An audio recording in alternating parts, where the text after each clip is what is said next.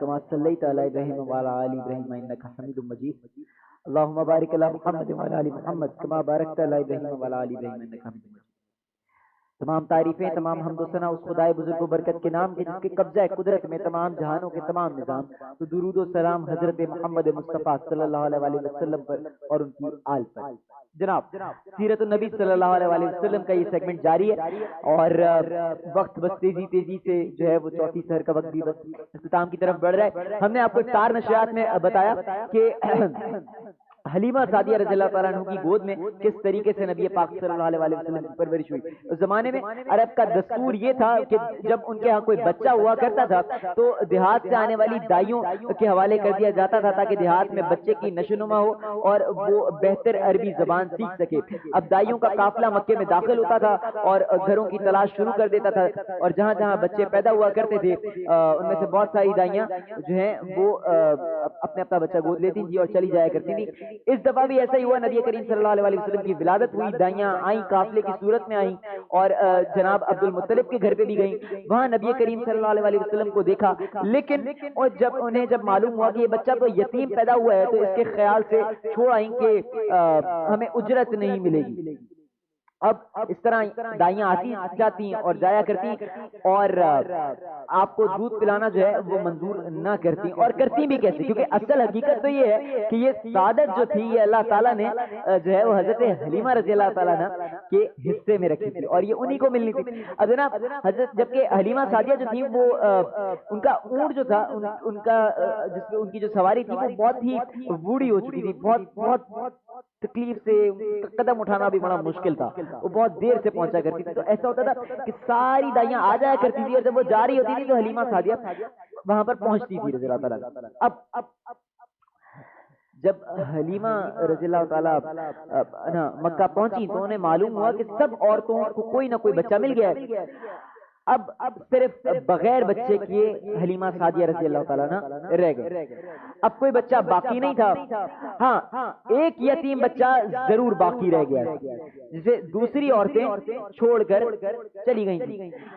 اب حلیمہ سعدیہ رضی اللہ تعالیٰ عنہ اپنے شوہر عبداللہ بن حارث نے کہا کہ خدا کی قسم یہ بات بہت ناگوار گزر رہی ہے کہ میں بچے کے بغیر جاؤں، دوسری سب عورتیں بچے لے کر جائیں، یہ مجھے تانے دیں گی، اس لیے کیوں نہ ہم اسی یتیم بچے کو گود لے لیں۔ عبداللہ بن حارث بولے کوئی حرج نہیں ہے، ہو سکتا ہے اللہ تعالیٰ اسی بچے کے ذریعے ہمیں خیر و برکت عطا فرما دے۔ چنانچہ حضرت حلیمہ سعدیہ رضی اللہ تعالیٰ عنہ نے عبد المطلب کے گھر گئیں، جناب عبد المطلب اور حضرت آمنہ نے انہیں خوش آمدید کہا، پھر آمنہ نے انہیں بچے کے پاس بی آمنہ نے بچے کے پاس لے آئیں اور آپ اس وقت نبی کریم صلی اللہ علیہ وسلم ایک اونی چادر میں لپٹے ہوئے تھے اور چادر جو ہے وہ سفید رنگ کی تھی، آپ کے نیچے ایک سبز رنگ کا ریشمی کپڑا تھا، آپ سیدھے لیٹے ہوئے تھے۔ اب آپ سنیں، آپ کی سانس کی آواز کے ساتھ مشک کی سی خوشبو نکل کر پھیل رہی ہے، سبحان اللہ۔ حلیمہ سعدیہ رضی اللہ تعالیٰ عنہ کہتی ہیں آپ کے حسن و جمال کو دیکھ کر حیرت زدہ رہ گئی تھی اور آپ اس وقت سوئے ہوئے تھے، انہوں نے جگانا مناسب نہ سمجھا، لیکن جو ہی انہوں نے پیار سے اپنا ہاتھ آپ کے سینے پر رکھا آپ مسکرا دیے اور آنکھیں کھول کر ان کی طرف دیکھنے لگے۔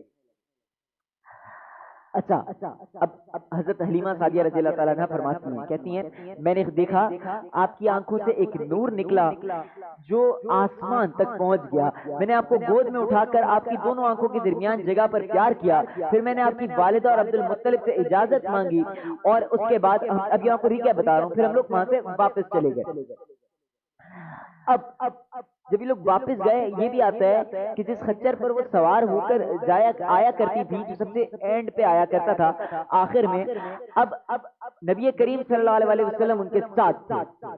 اب جب وہ واپس گئیں تو وہ بتاتی ہیں کہ جو ہمارا خچر چلا تو اس قدر تیز چلا کہ اس نے پورے قافلے کی سواریوں کو پیچھے چھوڑ دیا اور وہ سب سے پہلے وہ مریل ہونے کی بنا پر سب سے پیچھے رہتا تھا۔ میری خواتین ساتھی حیرانگی سے مخاطب ہوئی، کہنے لگی اے حلیمہ یہ کیا ہو رہا ہے، تمہارا خچر اس قدر تیز کیسے چل رہا ہے، کیا یہ وہی خچر ہے جس پر تم آئی تھی اور جس کے لیے ایک قدم اٹھانا مشکل ہوا کرتا تھا؟ جواب میں انہوں نے کہا کہ بے شک یہ وہی خچر ہے، اللہ کی قسم اس کا معاملہ عجیب ہے۔ پھر یہ لوگ بنو سعد کی بستی پہنچ گئے۔ اب ان دونوں یہ علاقہ خشک اور قحط زدہ تھا. حلیمہ سعدیہ رضی اللہ تعالیٰ عنہ فرماتی ہیں اس شام جب ہماری بکریاں چر کر واپس آئیں تو ان کے تھن دودھ سے بھرے تھے، جبکہ اس سے پہلے ایسا کبھی نہیں تھا. ان میں سے دودھ بہت کم اور بہت مشکل سے نکلتا تھا. ہم نے اس دن اپنی بکریوں کو دودھ جو ہے وہ دوبا تو ہمارے سارے برتن بھر گئے اور ہم نے جان لیا کہ یہ ساری برکت اس بچے کی وجہ سے. آس پاس کی عورتوں میں بھی یہ بات پھیل گئی. ان کی بکریاں بدستور بہت کم دودھ دے رہی تھی.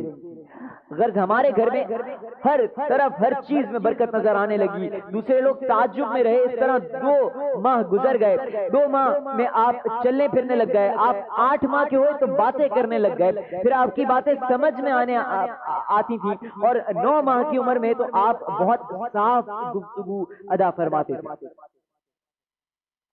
اب اس دوران آپ کی بہت سی برکات دیکھنے میں آئی. حلیمہ سعدیہ فرماتی ہیں جب میں آپ کو اپنے گھر لے آئی تو بنو سعد کا کوئی گھرانہ ایسا نہ تھا جس سے مشک کی خوشبو نہ آتی ہو.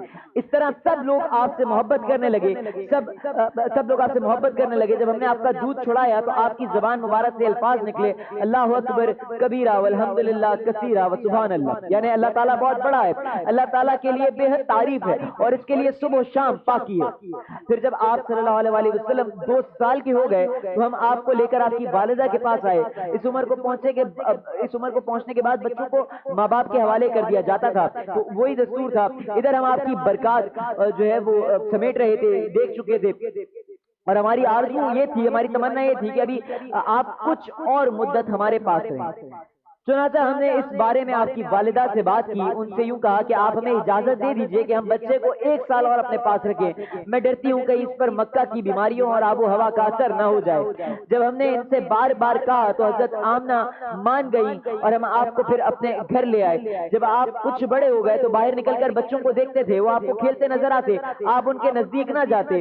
ایک روز آپ نے مجھ سے پوچھا کہ امی جان کیا بات ہے، دن میں میرے بھائی بہن نظر نہیں آتے. آپ اپنے دودھ شریک بھائی عبداللہ اور بہنوں انیسہ اور شیمہ کے بارے میں پوچھ رہے تھے. حلیمہ رضی اللہ تعالیٰ عنہ فرماتی ہیں میں نے آپ کو بتایا وہ صبح سویرے بکریاں چرانے جاتے ہیں، شام کے بعد گھر آتے ہیں. یہ جان کر پھر آپ نے فرمایا تب مجھے بھی ان کے ساتھ بھیج دیا کرے. اس کے بعد آپ اپنے بھائی بہنوں کے ساتھ جانے لگے. آپ خوش خوش جاتے، خوش خوش واپس آتے. ایسے میں یہاں تک ہم نے آپ کو کل افطار نشریات میں، تیسری افطار نشریات میں بتایا تھا. اب اس کے آگے آپ کو بتاتے ہیں. اب جناب اب ایسے میں کیا ہوا تھا؟ ایسے میں ہوا یہ کہ وہ خوش خوش جاتے، خوش خوش واپس آ رہے تھے.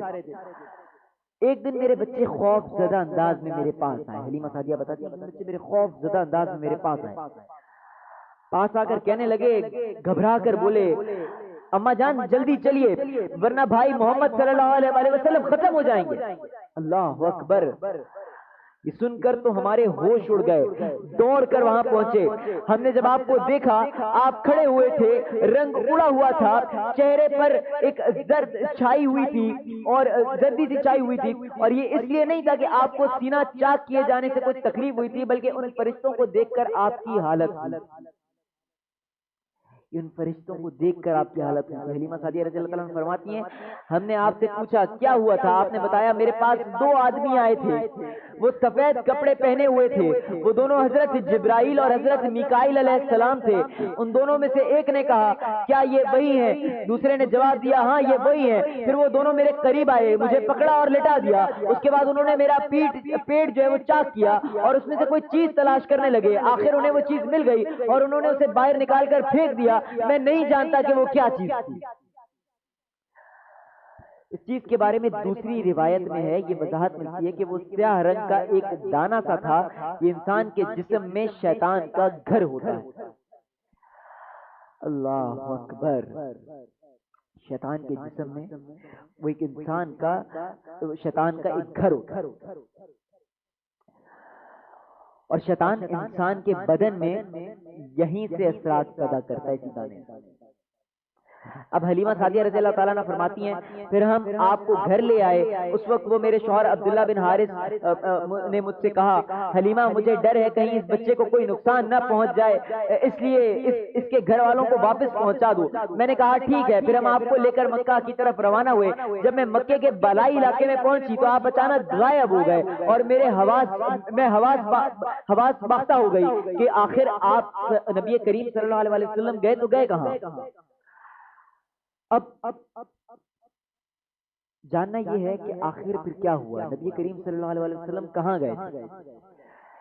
یہ انشاءاللہ آپ کی خدمت میں بیان کریں گے افطار نشریات میں چوتھی رمضان کی ایک وقفے کے بعد انشاءاللہ آخری سیگمنٹ کی طرف چلتے ہیں انشاءاللہ۔